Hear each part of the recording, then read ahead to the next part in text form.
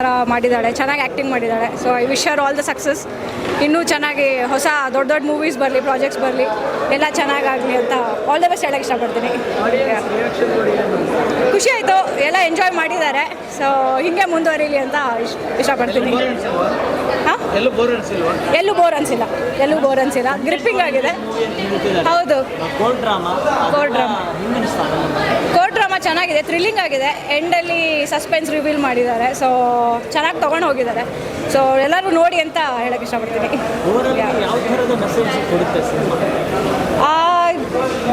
ಹೇಗೆ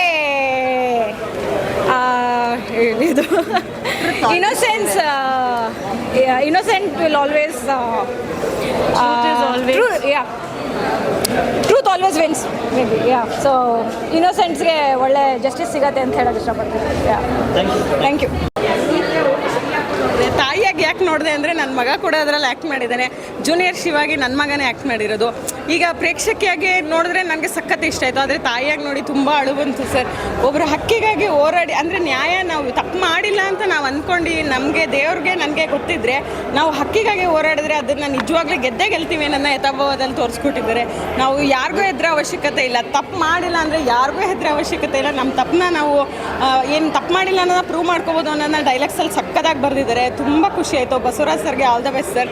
ಫುಲ್ ಯಥಾಭಾವ ಟೀಮಲ್ಲಿ ನನ್ನ ಮಗನೂ ಪಾರ್ಟ್ ಆಫ್ ದ ಯಥಾಭಾವ ಅಂತ ಹೇಳ್ಕೊಳ್ಳೋಕ್ಕೆ ಸಿಕ್ಕಾಪಟ್ಟೆ ಹೆಮ್ಮೆ ಅನಿಸುತ್ತೆ ನನಗೆ. ತುಂಬ ಖುಷಿ ಆಯಿತು ಸರ್. ಬಸವರಾಜ್ ಸರ್ಗೆ ಮತ್ತು ರಚನಾ ಅವ್ರಿಗೆ, ಶಿವು ಅವ್ರಿಗೆ, ಹಾಗೆ ಜೂನಿಯರ್ ಶಿವ ಎಲ್ಲರಿಗೂ ಆಲ್ ದ ಬೆಸ್ಟ್. ಯಥಾಭಾವ ಹೀಗೆ ಸಕ್ಸಸ್ಫುಲ್ಲೇ ಆಗಲಿ ಅಂತ ಆಲ್ ದ ಬೆಸ್ಟ್ ಹೇಳ್ತಾ ಇದ್ದೀನಿ ಸರ್. ತುಂಬ ಥ್ಯಾಂಕ್ಸ್ ಸರ್.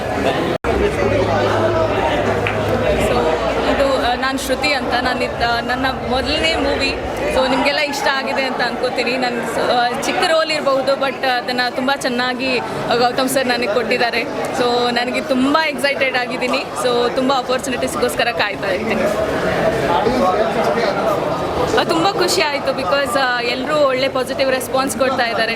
ಸೊ ಇನ್ನೂ ಹೆಚ್ಚು ದಿನ ಓಡಲಿ. ಎಲ್ಲರೂ ಒಳ್ಳೆ ಮೆಸೇಜ್ ಇದೆ, ಒಂದು ಸೋಷಲಿಗೆ ಒಂದು ಮೆಸೇಜ್ ಇದೆ. ಸೊ ಎಲ್ಲರೂ ಚಿತ್ರಮಂದಿರಕ್ಕೆ ಬಂದು ನೋಡಲಿ ಅಂತ ಕೇಳ್ಕೊತಾ ಇದ್ದೀನಿ.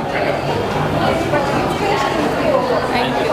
ನಾನೇ ಮಾತಾಡ್ಸಿದ್ದು, ನಾನು ಸಿನಿಮಾ ನೋಡಿಲ್ಲ, ಯಾಕೆ ನಾನು ಮುಂಚೆ ನೋಡಿದ್ದೆ ಅಂತ ಅಂದ್ಬಿಟ್ಟು ಒಂದು ಪ್ರೌಡ್ ಫೀಲ್ ಆಗುತ್ತೆ ಸರ್. ಇದು ನಾನು ಇಂಟರ್ವ್ಯೂಲೂ ಹೇಳಿದ್ದೆ, ನಾನು ನನ್ನ ಸುತ್ತಮುತ್ತ ನಡೆಯೋದು ಸಿನಿಮಾನ ನಾನು ಬರಿತೀನಿ, ನನ್ನ ಕಾಲ್ಪನಿಕೆಲ್ಲ ಬರೆಯಲ್ಲ ಅಂತ ಅಂದ್ಕೊಂಡು. ಸೊ ಇದು ರಿಯಲಿಸ್ಟಿಕ್ಕಾಗಿ ನನಗೆ ನಿನ್ನೆ ಗೊತ್ತಾಗಿದ್ದು, ಯಾರು ಹೇಳಿದ್ರು, ರವಿಚಂದ್ರನ್ ಸರ್ದಲ್ಲ ಯುದ್ಧಕಾಂಡ ನೀವು ಹೇಳ್ತಾ ಇರೋದು. ಅವ್ರದ್ದೇ ಸಿನಿಮಾ ಕೋರ್ಟ್ ರೂಮ್ ಡ್ರಾಮಾ ಮಾಡಿದ್ದು, ಫೈಟ್ ಇಲ್ಲ ಏನೂ ಇಲ್ಲ ಅಂತ. ಸೊ ಅದೇ ಥರ ಒಂದು ಈ ಸಿನಿಮಾ ಇಷ್ಟು ವರ್ಷ ಆದಮೇಲೆ ಬಂದಿದೆ, ಒಂಥರ ಹೆಮ್ಮೆ ಫೀಲ್ ಆಗುತ್ತೆ ಸರ್. ಅಷ್ಟೇ, ಇನ್ನೇನು ಹೇಳೋಕ್ಕೆ ಇಷ್ಟಪಡಲ್ಲ.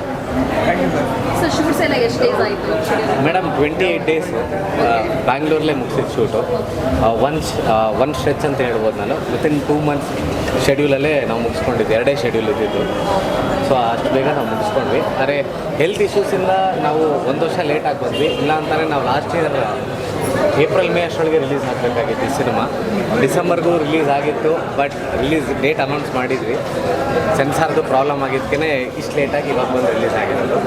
ಸೊ ಒಂಥರ ಖುಷಿ ಆಗುತ್ತೆ. ಲೇಟಾಗಿ ಬಂದ್ರೂ ಕ್ಲಿಯರಾಗಿ ಚೆನ್ನಾಗಿ ಬಂದಿದ್ದೀವಿ ಒಂಥರ ಅಂತ ಖುಷಿ ಆಗುತ್ತೆ ಮೇಡಮ್. ಪ್ರೇಕ್ಷಕರೆಲ್ಲ ಹೇಳ್ತಿದ್ದಾರೆ ತಗೊಂಡಿದ್ದಕ್ಕೆ ಪ್ಲಸ್ ಪಾಯಿಂಟ್ ಆಯಿತು ಈ ಮೂವಿಗೆ ಅಂತ.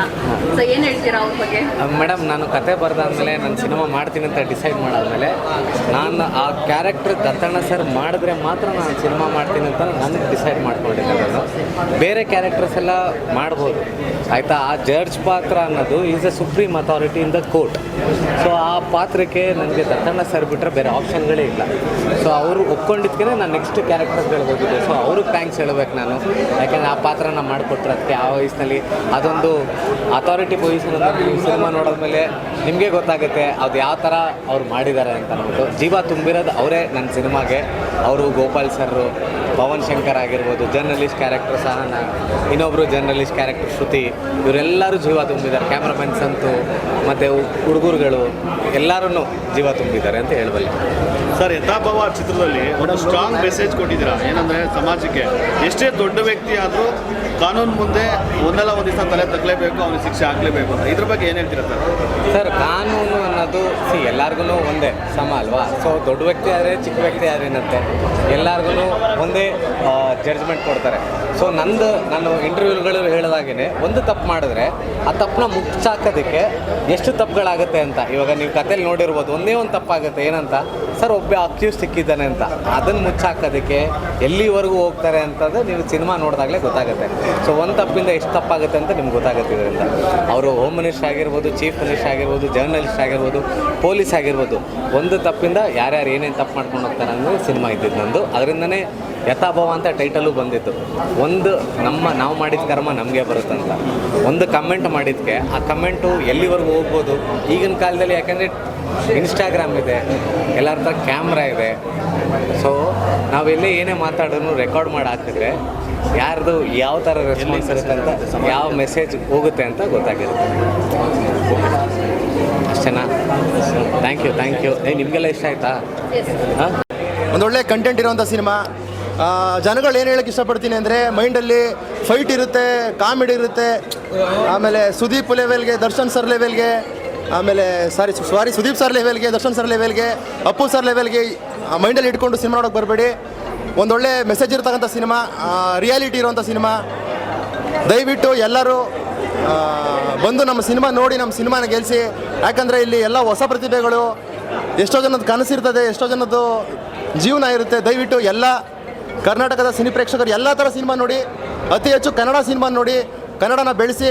ಕನ್ನಡನ ಇವಾಗಲೇ ಯಶ್ ಸರು ಮತ್ತು ರಿಷಬ್ ಶೆಟ್ಟಿ ಸರ್ ಎಲ್ಲ ಕಾಲಿವುಡ್ ಲೆವೆಲ್ ತೊಗೊಂಡೋಗಿದ್ದಾರೆ. ಅದೇ ಥರ ಇನ್ನೂ ಸ್ವಲ್ಪ ಎತ್ತರಕ್ಕೆ ಬೆಳೀಲಿ ನಮ್ಮ ಕನ್ನಡ ಸಿನಿಮಾ ಅಂತ ಹೇಳಕ್ಕೆ ಇಷ್ಟಪಡ್ತೀನಿ ಅಣ್ಣ. ನಮಸ್ಕಾರ ಅಣ್ಣ. SS ಟಿವಿ ಸಿನಿಮಾ ಜಗತ್ತಿನ ಕ್ಷಣ ಕ್ಷಣದ ಸುದ್ದಿಯೊಂದಿಗೆ.